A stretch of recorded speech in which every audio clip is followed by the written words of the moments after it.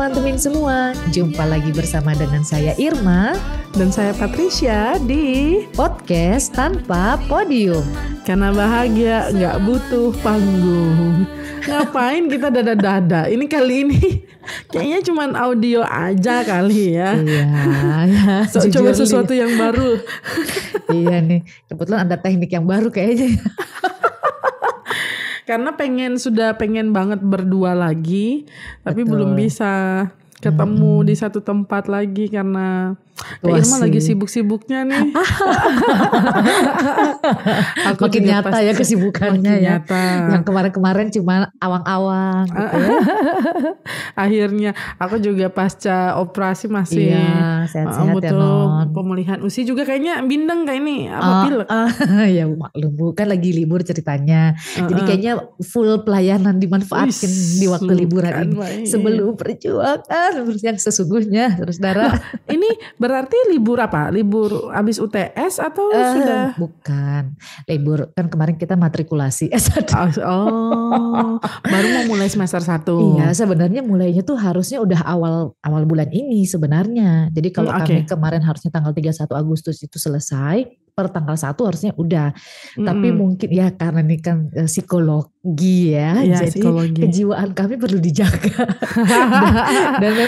dan memang special request sih, karena kami itu 1,5 bulan, bayangkan kami harus menyelesaikan 5 mata kuliah dan semuanya tuh menumpuk gitu. Maksudnya harusnya kan ini kan dikerjakan kan dalam waktu 3 bulan. Dipersempit jadi 1,5 bulan itu kan lumayan banget. Jadi memang pas kemarin syukurnya diberikan pilihan. Mau langsung mulai di awal atau mau libur sedikit. Libur lah Bu kita gitu.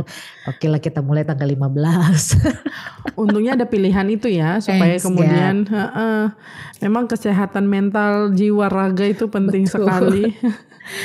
Sehat sekarang penting ya. Iya, sehat itu penting Ibu ya. Apalagi ya di satu sisi aku juga akhirnya jadinya memanfaatkan juga sih. Sebenarnya menjaga sih sebenarnya 2 minggu ini ya. Karena di satu sisi juga banyak pelayanan yang akhirnya sudah harus ditopang ya dengan rekan-rekan presbiter gitu. Jadi gak apa-apa itu bukti dukungan mereka. Betul. Boleh nggak kali ini kita nggak ngomongin pelayanan, kita ngomongin soal boleh banget. Apa sih yang mesti pelajari di psikologi? Lalu dalam kaitan sebenarnya aku kemarin ya Usia ketika bahas soal dark syndrome dan ada sebelumnya itu bicara insecurity di chit-chat anak pendeta GPIB kan ada forumnya gitu. Aku akhirnya berkesimpulan bahwa semua tuh dimulai dari kejujuran terhadap diri sendiri ya. Maksudnya perlu jujur, termasuk kalau kita sudah jujur dengan berani untuk diri sendiri, berani jujur untuk diri sendiri, itu akan memengaruhi tuh konstruksi sosial orang-orang di sekitar kita supaya kemudian kesehatan mental itu terjaga. Karena kalau kita nggak jujur, akhirnya melahirkan kebohongan lagi kayak yang lagi ngetren sekarang ini. Jadinya ya itu kesehatan mental terganggu. Gitu nggak sih Usi? Atau ada hal lain sebenarnya berkaitan, meskipun luas ya, kalau bicara kesehatan mental kan luas. Apa dulu nih? Tapi umum aja dulu nih. Iya. Emang kalau kita ngomongin soal kesehatan mental tuh luas ya, non. Artinya ketika aku ya nggak usah jauh-jauh lah ya, aku udah dapat aja deh ya. Aku juga baru nih sebenarnya kita cemas aja itu udah masuk dalam kategori psikologi abnormal ya. Maksudnya kita udah abnormal gitu. Tapi memang bicara kesehatan mental kan bukan berarti kan kita nggak punya masalah gitu ya.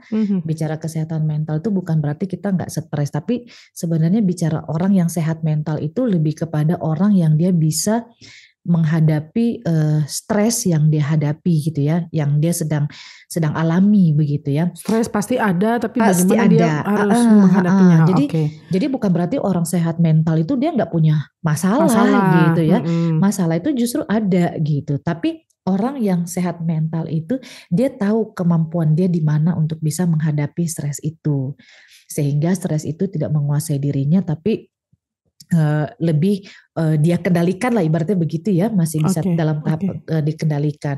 Nah, cuman tadi kalau bicara soal kejujuran, ya masalahnya kan kalau bicara kejujuran kadang-kadang malah karena kita mau merasa sehat mental akhirnya kita nggak jujur ya Nggak mungkin jujur. ya dengan Kita diri bilang kita kita baik-baik sendiri. aja. Apa Iya, kabar? Baik, luar iya, biasa. Yes. iya, Fantastis. fantastis. Tapi justru mungkin di situ benar yang dikau bilang. Bisa jadi di situ akarnya karena ketika kita merasa bahwa sebenarnya kita nggak baik-baik aja, tapi kita nggak mau jujur dengan itu, dan kita merasa bahwa orang akan menerima kita ketika kita baik-baik aja. Nah itu yang sebenarnya keliru. Jadi memang dalam pengalaman belajar kemarin memang dibilang ya kita nggak bisa paksa untuk orang tuh selalu senyum sama kita. Kita nggak bisa paksa untuk orang itu selalu di depan kita tuh baik-baik aja. Nggak bisa gitu. Ada emosi-emosi dan memang banyak sekali penyakit-penyakit psikologis itu karena itu gitu loh. Karena ketika mereka nggak punya ruang untuk mengekspresikan perasaan mereka gitu ya, entah marah, entah nggak baik-baik aja, entah mereka lagi sedih-sedihnya, hanya supaya dibilang orang baik-baik aja udah cengeng gitu ya, atau baper gitu ya. Padahal justru perasaan-perasaan gitu di psikologi itu justru harus dihargai gitu. Dan kadang-kadang gini ya, sebelum soal jujur ya Usia. Ketika Usia tadi bilang perasaan-perasaan, kadang-kadang kita mempersempit perasaan tuh hanya dengan sukacita, dukacita atau susah, senang, bahagia. Bahagia ya, sehat dan bahagia selalu ya. Betul. Seolah-olah harus selalu itu. Lalu lupa bahwa ada ragam nih perasaan, marah, kecewa, cemas, gelisah, resah, ada banyak loh perasaan yang nggak apa-apa kok kalau kita lagi bete, lagi nggak, ya betul harus dikendalikan gitu. Tapi kemudian pengendalian bukan berarti pengabaian ya, bahkan kemudian penghilangan rasa-rasa itu. Nah, aku pernah baca nih Usi soal jujur itu. Kamu banyak baca ya? Baca ini kok, baca status orang, baca Instastory. Sekarang kan orang belajarnya dari situ, atau baca microblognya podcast tanpa masuk. Udah pada ini boleh baca belum ya? Maaf ya, lagi jarang nih, tapi ya kita akan upayakan kembali konsisten. Betul. Nah, balik lagi ke jujur. Jujur dan tulus itu katanya kalau di bahasa Inggris kan satu kata ya yang mewakili itu. Ya ada beberapa kata, tapi kata bahasa Inggrisnya kan sincere ya. Sincere. Lalu kemudian itu berasal dari bahasa Latin sinecera. Dan itu punya riwayatnya. Sinecera itu kan kalau kita Google Translate lah Latin ke Indonesia artinya tanpa lilin. Nah, apa kaitannya sama jujur kan gitu. Nah, ternyata di abad pertengahan para ahli pahat itu menggunakan lilin Usi untuk menyembunyikan retakan-retakan yang ada. Nambel gitu ya, nambel gitu maksudnya. Jadi ketika mereka pahat ada retakan, ada yang enggak sempurna, kemudian mereka taruh lilin. Ketika musim panas atau ketika cuaca panas, itu kan lilin-lilinnya meleleh. Akhirnya kelihatan yang nggak sempurna tadi, retakan-retakan tadi. Makanya kemudian ketika orang mempertunjukkan ya, menampilkan hasil karyanya, orang pakai label sinecera tanpa lilin untuk menunjukkan bahwa ini karya yang sesungguhnya tanpa ditambal-tambal. Itu jujur. Ini ya maksudnya ternyata sekalinya diselidiki makna dari kata itu luar biasa ya. Luar biasa. Latar belakangnya. Jadi kadang-kadang ya kita memang harus jadi lilin, tapi lilin yang tanpa lilin menurutku. Jadi lilin yang jujur. Kalau memang cahaya kita kecil ya nggak apa-apa juga. Kalau ada waktu kita bersinar, ya bersinarlah gitu kan.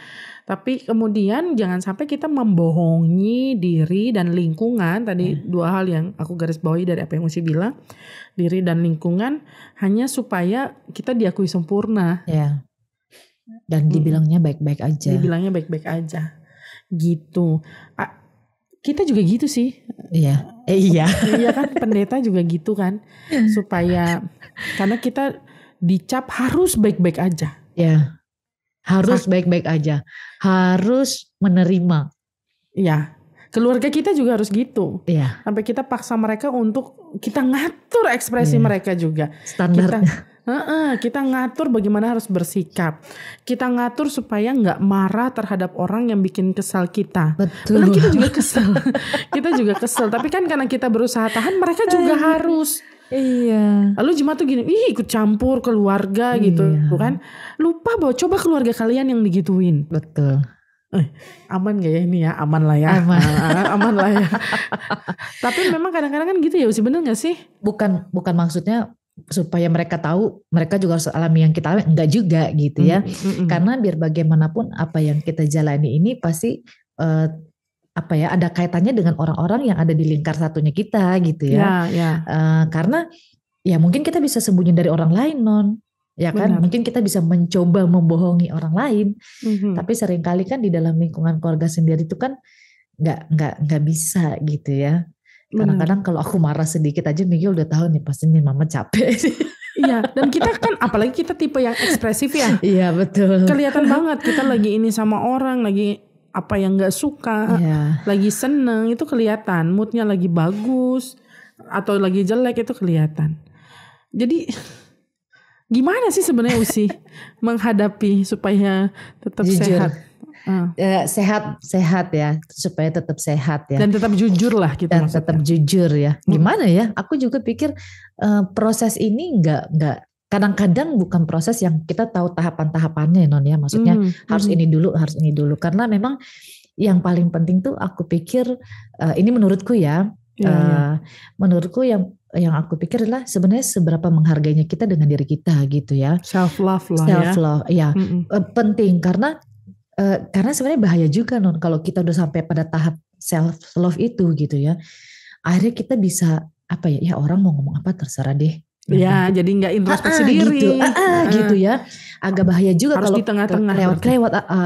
Artinya memang penting untuk kita mulai melihat sebenarnya kita ini mau bikin gambaran diri kita ini menurut versi aslinya kita, otentiknya kita gitu ya. Atau kita mau memberikan gambaran diri kita ini sesuai dengan orang yang pasang standar buat kita. Aku pikir kalau kita selalu terjebak pada orang yang kasih standar sama kita, ya kita bisa terjebak pada kebohongan itu. Tapi ketika kita berusaha untuk menghargai diri kita, setidaknya ya mungkin kalau orang lain nggak tahu ya, tapi setidaknya buat diri kita sendiri kita jujur lah. Kalau kita capek kita tenang jujur, lah ya, gitu. Karena bener loh Non, aku kemarin pengalaman kuliah matrikulasi itu, aku sampai sebenarnya tuh udah mau habis waktu ya. Cuman aku sadar aku butuh tidur, aku nggak pusing. Mau terlambat atau enggak aku nggak pusing. Aku sambil bilang begitu. Yang penting gue nggak kurang tidur. Karena kan aku kan kemarin masih ada yang bantu kan antar jemput Miguel. Karena nggak ada kan, jadi aku harus sendiri lagi gitu kan. Jadi kalau aku nggak tidur terus gue bisa jatuh di jalan, gue cuma nganter anak gue doang gitu kan.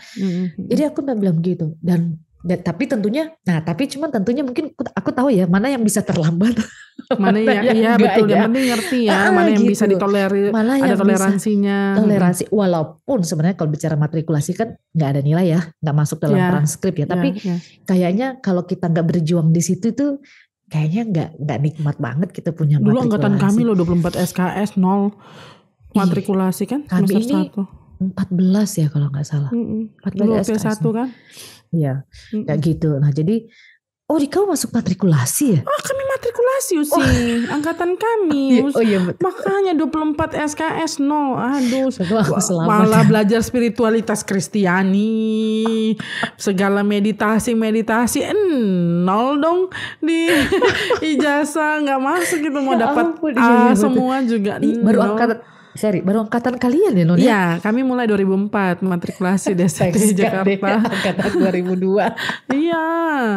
Ampun deh. Iya itulah makanya jadinya seperti itu ya. Jadi dan yang pasti ya kita jujur itu nggak mesti hal-hal yang besar ya Non ya. Sebenarnya mulai dari hal-hal yang kecil aja sih. Kita butuh apa gitu ya. Benar. Dari kita memberitahukan ke orang lain kita butuh apa. Misalnya kayak bilang, Non aku lagi nggak bisa, aku butuh ini. Aku pikir ketika ada ruang yang diberikan oleh keluarga kita, oleh sahabat kita, itu justru mendorong kita untuk lebih jujur dan lebih sehat menurutku. Ya. Jadi apa adanya gitu. Iya gitu. Bahwa memang gue nggak bisa.